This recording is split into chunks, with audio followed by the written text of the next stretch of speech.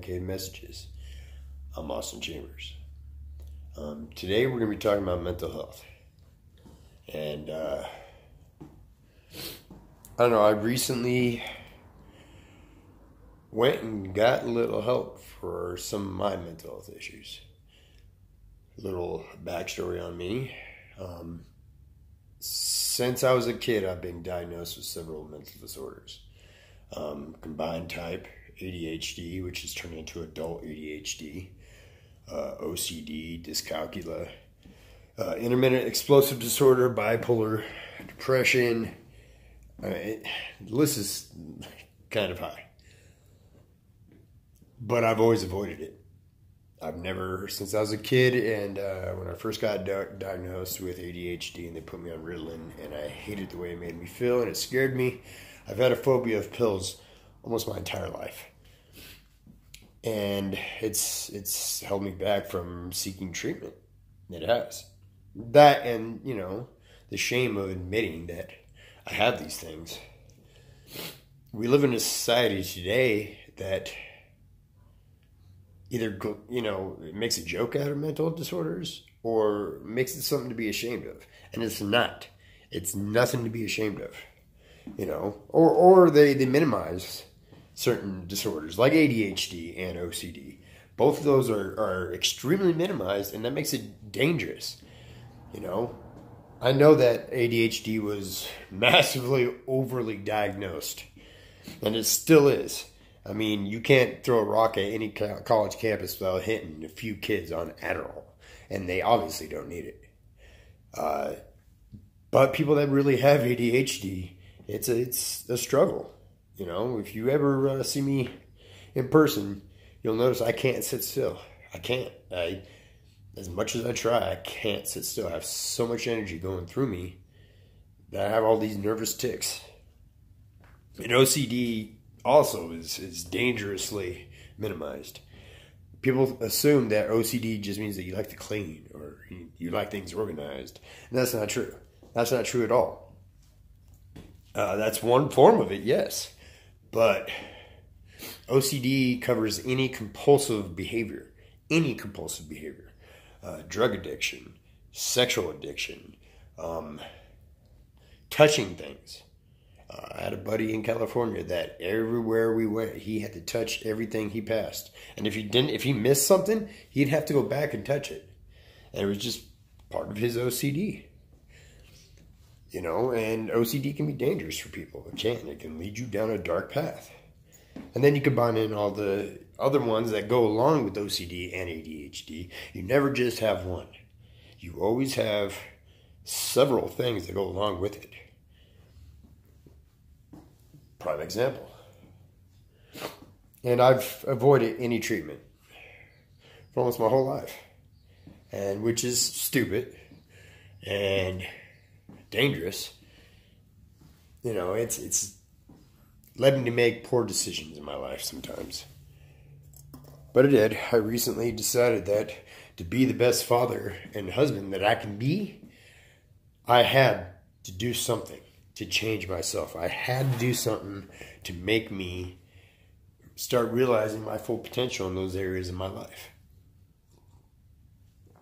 So, I fought against my phobia of pills and went and got a prescription. And it's helped. It's calmed me down. I mean, there's no cure-all. There's no miracle drug out there that'll take away any mental disorder. All that does, combined with counseling and things like that, is help you control it better. That's it.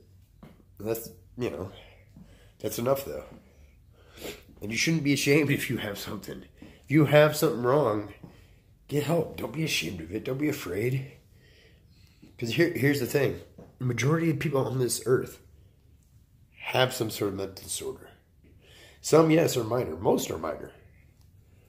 But there's a lot of people out there with some pretty significant mental disorders that you can relate to, that can relate to you, that you can lean on. I mean, I don't think I have one single friend that doesn't have something going on with them. Some pretty extreme. But it's okay. It's okay. Because here's the thing. Every single artist, every single author, every single scientist out there has something going on up here that's not the same as everyone else. It's part of your brain functioning with such a high intellect or high creativity. And we as a people, we as a nation, we as a world need to do better at this, at supporting people, at making it okay to say, hey, there's something going on with me and I don't know what it is. I need help. Asking for help shouldn't be a hassle. It shouldn't be something to be afraid of. But we've made it that. We as a people have made it something to be ashamed of, something to be afraid of. And it isn't. Because think of all the horrific things that have happened that were caused by someone with undiagnosed or untreated mental disorder.